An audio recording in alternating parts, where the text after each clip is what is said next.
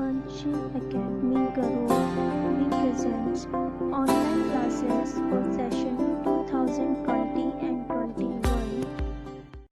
Hello students, in our previous class we have discussed our chapter 0 revision, and in this class we will also continue our chapter 0 revision. So let's start our chapter. In our previous class we have completed our 20 questions. Now our question number 21 is Raman weight 62 kg and 560 gram and his wife weighs 42 kg and 400 gram. So who is heavier and by how much? Raman जो है उसका wait कितना है 62 kg and 560 gram and उसकी जो wife है उसका wait कितना है 42 kg एंड 400 ग्राम. सो इन दोनों में से हैवियर कौन है, मतलब भारी कौन है, एंड बाय हाउ मच, और कौन किससे कितना भारी है. तो रमन का वेट कितना है हमको जैसा दिख रहा है, रमन का वेट 62 है, 62 kg और 560 ग्राम, और उसकी वाइफ का जो वेट है वो 42 kg और 400 ग्राम है. तो हम ऐसे ही देख के बता सकते हैं कि किसका वेट हमें ज़्यादा दिख रहा है, 62 ज़्यादा होता है या 42. सो ऑब्वियसली रमन का वेट ज़्यादा है. तो ये हम कैसे फाइंड आउट करेंगे? इसको फाइंड आउट करने के लिए सबसे पहले हम क्या करेंगे, Raman weights 62 kg and 560 gram. His wife weighs 42 kg and 400 gram. हम लोगों ने क्या किया, इन दोनों का वेट यहाँ पर लिख दिया. ये वेट क्या दे रखा है हमको, केजी और ग्राम में दे रखा है, किलोग्राम और ग्राम में दे रखा है. ठीक है, तो हम एक तरफ लिख देंगे किलोग्राम और एक दूसरी तरफ लिख देंगे ग्राम. जो किलोग्राम की यूनिट्स है, जो किलोग्राम के जो नंबर्स हैं वो हम इधर लिख देंगे और जो ग्राम के नंबर्स हैं वो हम इधर लिख देंगे. ठीक है, तो ग्राम की यूनिट्स है हमारी 560 ग्राम, तो वो हमने इधर लिखा, और केजी, तो किलोग्राम की यूनिट है हमारी 62, तो वो हमने इधर लिखा. फिर हम इन्हें पीछे से लिखना स्टार्ट करेंगे, ओके, ताकि वो हमें कन्फ्यूजन क्रिएट ना हो. ओके, उसके बाद 400 ग्राम और 42 kg. अब दोनों के बीच में का क्या करना है, हमको डिफरेंस निकालना है कि वो कौन किससे कितना भारी है. तो डिफरेंस निकालने के लिए आप क्या करते हैं, किसी भी चीज़ को किसी चीज़ से माइनस कर देते हैं. तो रमन के वेट से उसके वाइफ का वेट अगर हम कम कर देंगे तो हमको उनके बीच का डिफरेंस पता चल जाएगा कि उनके बीच में डिफरेंस कितना है. ठीक है, तो हम यहाँ पर माइनस करके देखते हैं. 0 में से 0 माइनस हुए तो कितना होगा, 0. ओके, 6 में से अगर 0 माइनस होगा तो क्या होगा, वापस 6 ही आ जाएगा. ओके, 5 में से 4 माइनस करेंगे तो कितना होगा, ये हमारे 5 है. 1 2 3 4 5. अब इसमें से हमको क्या 4 कट कर देने, 1 2 3 4. How much is remaining, 1. Okay, so we will put 1 here. Okay, now अब किलोग्राम में हम देखते हैं, तो 2 में से 2 हम माइनस करेंगे तो 0, और 6 में से 4 माइनस करने हमको, 1 2 3 4 5 6. 6 में से कितने कट कर देने हमको, 4. 1 2 3 4. तो how much is remaining, 1 2. Okay, so we will put 2 here. Okay, तो 20 kg एंड 160 ग्राम. ओके, तो कौन हैवी है, रमन इज़ हैवियर 20 kg 160 ग्राम. रमन जो है वो अपनी वाइफ से ज़्यादा भारी है, कितना, 20 kg एंड 160 ग्राम जो है रमन का वज़न ज़्यादा है. Okay, right the fraction with numerator 3 and denominator 7. हमें क्या करना है, न्यूमरेटर 3 को लेकर और डिनोमिनेटर 7 को लेकर क्या करना है, फ्रैक्शंस बनाने हैं. फ्रैक्शंस क्या होता है, जैसे 5, ये क्या है, हमारा फुल नंबर है. ओके, बट क्या ये फ्रैक्शन के रूप में है, नहीं, ये नंबर अभी क्या है, पूरा नंबर है, ठीक है। बट जैसे हम इसको इसके नीचे 2 लिख देंगे तो ये क्या हो जाएगा, ये नंबर क्या हो गया है, फ्रैक्शंस के रूप में हो गया है, ठीक है।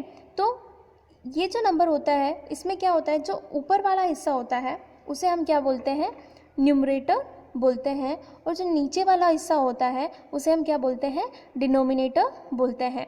जो हमारे फ्रैक्शंस होते हैं उसका जो अपर पार्ट होता है उसे हम न्यूमरेटर बोलते हैं, और जो लोअर पार्ट होता है उसे क्या बोलते हैं, डिनोमिनेटर बोलते हैं। यहाँ पर देखो एक एग्जांपल के थ्रू मैंने आपको समझाया है, ठीक है।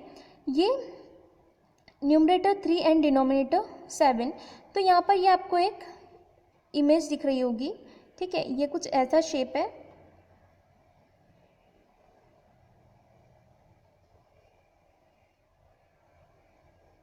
ठीक है, इस तरह का कोई शेप है।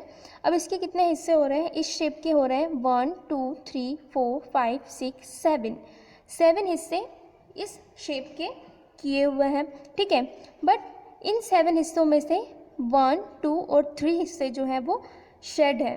तो जो ये 7 पार्ट है, 7 पार्ट्स में से 3 पार्ट क्या है, शेडेड पार्ट है। तो जो 7 है वो हमारा क्या होता है, डिनोमिनेटर है, और ये जो 3 शेडेड हिस्से होते हैं ये क्या होते हैं, हमारे न्यूमरेटर होता है। ओके, समझ में आ रही है आपको बात।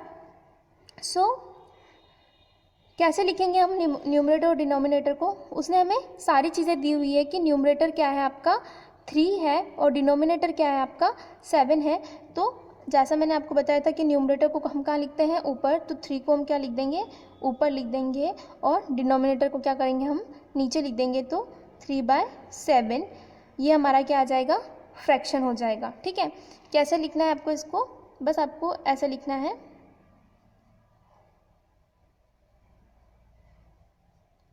फ्रैक्शन इज इक्वल्स टू 3/7, और ये हमारा क्या होगा, आंसर होगा, ठीक है। सो इसी तरह से हमारे जो रिमेनिंग क्वेश्चन है, numerator 8 and denominator 13, numerator 17 and denominator 21, तो इसको भी क्या करना है, हमको फ्रैक्शन के रूप में लिखना है। जो न्यूमरेटर वाला पार्ट है उसे अपर में लिखेंगे, और जो डिनोमिनेटर वाला पार्ट है उसे क्या करेंगे, हम लोअर में लिखेंगे, ठीक है। Now question number 23 is right the fractions 3/7, 5/7, 2/7, 1/7, 7/7, 6/7 and 4/7। आपने जब इस फ्रैक्शंस को देखा तो आपको एक चीज़ कॉमन दिखी होगी कि इन सब में 7 जो है डिनोमिनेटर में है वो क्या है, सेम है। तो जब भी डिनोमिनेटर सेम होता है उस फ्रैक्शंस को हम क्या कहते हैं, लाइक फ्रैक्शन। जब भी आपका डिनोमिनेटर सेम हो तो ऐसे फ्रैक्शंस को हम क्या कहते हैं, लाइक फ्रैक्शंस कहते हैं। ओके, सो अब इस टाइप के फ्रैक्शंस में क्या होता है, जब आप इस टाइप के फ्रैक्शंस को देखते हैं तो जब आपके डिनोमिनेटर सेम होते हैं तो हम किसी भी जो फ्रैक्शंस है उनका डिसीजन कैसे लेते हैं, उनके न्यूमरेटर से लेते हैं। अब यहाँ पे हमको क्या करना है, फ्रैक्शंस को हमको क्या करना है, राइट करना है इन असेंडिंग ऑर्डर और इन डिसेंडिंग ऑर्डर। हमें उन्हें असेंडिंग ऑर्डर में लिखना है और डिसेंडिंग ऑर्डर में लिखना है। असेंडिंग ऑर्डर का मतलब मैं आपको पहले समझा चुकी हूँ कि असेंडिंग ऑर्डर मतलब क्या होता है, इंक्रीजिंग ऑर्डर, और डिसेंडिंग ऑर्डर का मतलब होता है डिक्रीजिंग ऑर्डर, ठीक है। तो हम इसका फाइंड कैसे करते हैं, इनके न्यूमरेटर से। न्यूमरेटर से कैसे करेंगे, जो न्यूमरेटर छोटा है वो फ्रैक्शंस भी छोटा होगा। ये सिर्फ लाइक फ्रैक्शंस में होता है जहाँ उनके डिनोमिनेटर सेम होते हैं। ओके, सो असेंडिंग ऑर्डर में क्या होगा, जो सबसे छोटा न्यूमरेटर है वही सबसे छोटा फ्रैक्शन भी होगा, ठीक है। तो 1/7, 2/7, 3/7, 4/7, 5/7, 6/7 एंड देन 7/7, ये क्या है, हमारा असेंडिंग ऑर्डर है। इसको हमने इंक्रीजिंग फॉर्म में लिखा है, ठीक है। तो उसके बाद डिक्रीजिंग फॉर्म में कैसे लिखेंगे, डिसेंडिंग ऑर्डर में 7/7, 6/7, 7, 4/7, 3/7, 2/7 एंड 1/7। ठीक है, तो कैसे फाइंड आउट करा हमने? जब हमारा न्यूमरेटर सेम होता है तो ये क्या होती है, डिजिट हमारे लिए नीचे की सभी इक्वल होती है। अब उसका डिसीजन हम कैसे लेते हैं? जो ऊपर वाला नंबर बड़ा होता है वही हमारा न्यूमरेटर, हमारा फ्रैक्शंस भी बड़ा होता है। ठीक है, तो इस तरह से हमें असेंडिंग और डिसेंडिंग ऑर्डर फाइंड आउट करना है। ओके, अब question number 24 is put greater than, less than और equal in the following blanks to make true statements.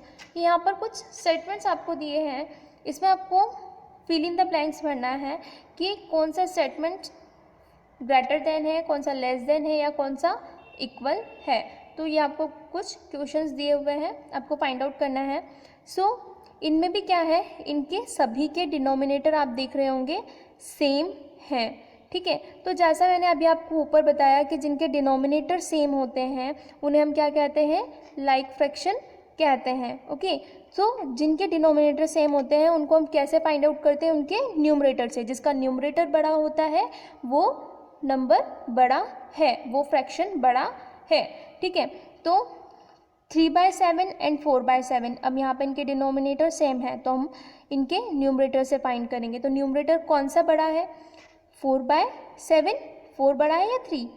4 बड़ा है, सो 4 की तरफ हम क्या करेंगे, ग्रेटर देन का साइन कर देंगे। 4/7 जो होगा वो बड़ा होगा। ठीक है, इसी तरीके से 11/21 और 9/21, तो इनमें जो बड़ा है आपको उसकी तरफ ग्रेटर देन का साइन करना है। ठीक है, तो ये दो क्वेश्चंस हैं वो आपको खुद करना है। Okay, now our question number 25 is add, so we have to do addition here. Our question number first is 4/11 and 7/11।